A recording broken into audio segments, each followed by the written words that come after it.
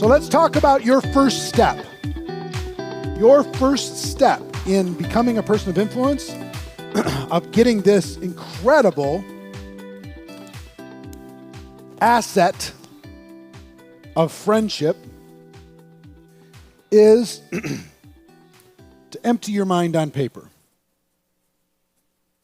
Those of you watching this course, there's a workbook that you can download. This is what it looks like. It's called the Ultimate Memory Jogger. It's designed to jog your memory. It gives you so many different categories of people to think about, to be able to empty your mind on paper, to help you remember who you know and people that they know. It's something, I don't know, it's hundreds of categories. And then you have a candidate list.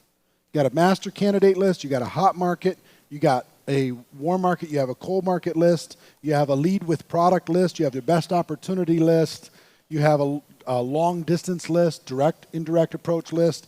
All of this is here. It's a free resource for everybody, okay?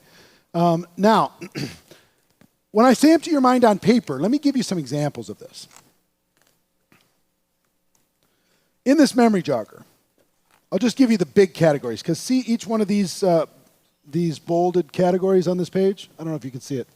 But underneath that, there's 10 to 50 subcategories. I'll just give you the big ones. Members of your family, lists you already have, social media, your closest friends and those who you associate with regularly, people with whom you play. Who do you play with?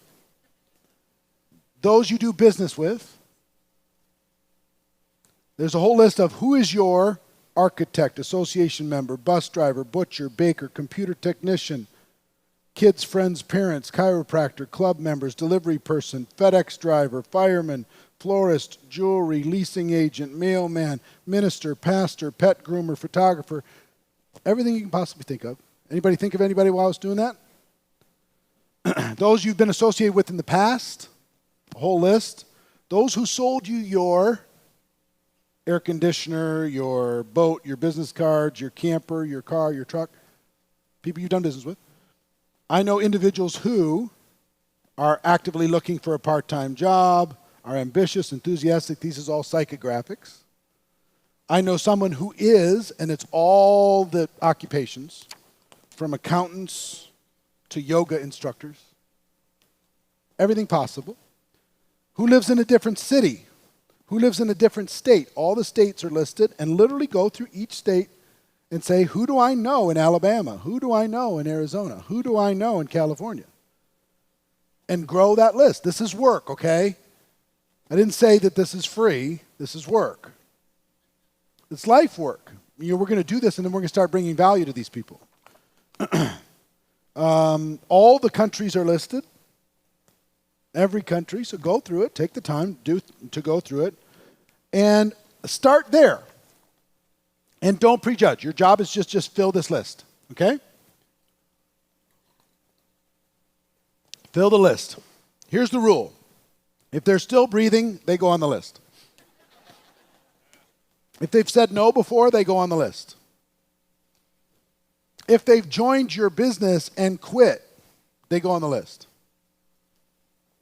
How many people here in the room have joined, quit, and then restarted? Take a look around. Good thing somebody left them on a list. Okay? Everybody. And here's why this is important. Once you empty your mind on paper, it makes more room in your mind to think of other people. And as you're writing it down, you go, oh, wait a minute. Oh, wait a minute. Oh, there's that whole other pocket. Oh, wait a minute. We'll talk about how to invite those people in a different course, but don't worry about the inviting piece now. This is about collecting this database and making it amazing. So empty your mind on paper. Next, 6 degrees of separation. You ever heard of that concept? 6 degrees of separation. It means, the legend says, that with every contact, you're 6 contacts away from every person on earth. You can reach anyone.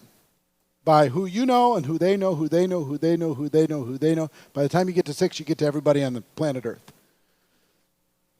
I don't know if that's true, but I do know the concept works.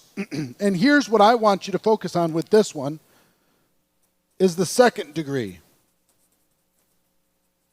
In other words, once you make your list, go through your list and ask them, who do they know? Who do they know? Well, I know this person. Well, who do they know? Well, they know this, this, this. Well, you still know them too. You got a connection to them. It's just another way for you to jog your memory. The second degree of separation. Who do the people you know know? Now, that's how I use my mom's address book. Call my mom and dad's friends. It was their friends. I knew them, but it was their friends. And I came up with a way to be able to do an introduction and an invitation that worked. Even though I wasn't calling them directly like they could have called them directly. And in my defense, they probably weren't going to call them.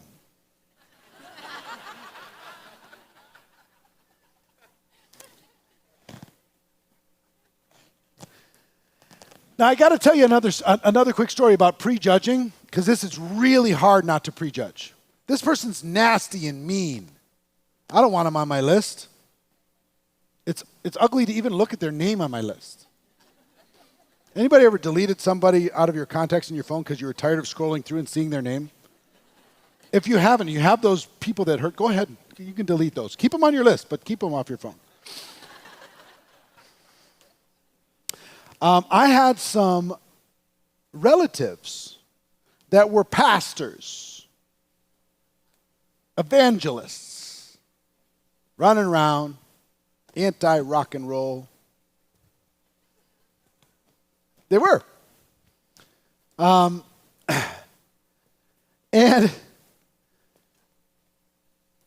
I thought about them for a second, and I went, nah. First of all, they're busy. You know, they're running around doing all that evangelism stuff. Plus, I like some of the music that they don't really like that much.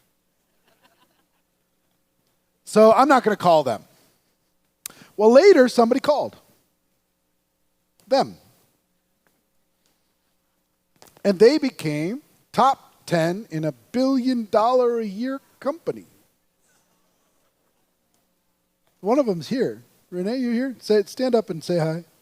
I never called this woman. Never.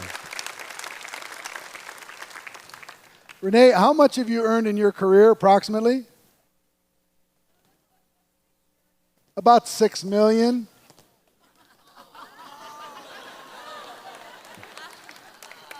You ever see Pretty Woman?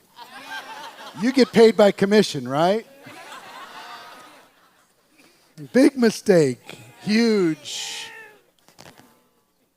$6 million. No big deal. And if you add up the family, all the brothers and sisters and stuff, what do you think their combined earnings are?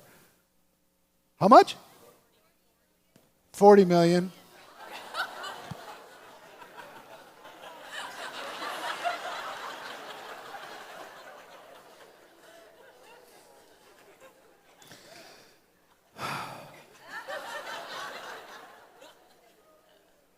Huh? You should have enrolled me. Yeah, I know. I know. 40 million. 40 million in commissions on their side from prejudging. How expensive was that prejudgment?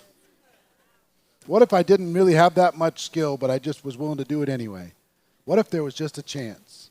What if I just was a friend and I stayed in touch long enough so when their timing changed and they became open to an opportunity, then I'd be the guy there ready to tell them a good story? What if I did that instead of some will, some won't, so what next, and walk out of their life? Which is pretty much what I did. I'm too busy. 40 million later. So, don't make the same mistake. Write them all down. And even if they say no, it's not no forever, it's just no right now. Ask for permission to get back, stay in touch, stay in touch, stay in touch. How much has your life changed in the last 3 years? How much do you think your prospects' lives are going to change in the next 3 years? It's whoever's in front of them and whoever has a relationship with them when their life experience lines up with a network marketing potential that wins. You hear me? Find a way to stay in touch. Be a good friend. Be a giver. Second degree of separation. Your members of your family, who do they know? Your friends, who do they know? Every person, who do they know? And actually, the second degree, social media helps you do this. Facebook will say, well, you know this person, you have these mutual friends in common, you know that person. Here, they'll suggest people you might know.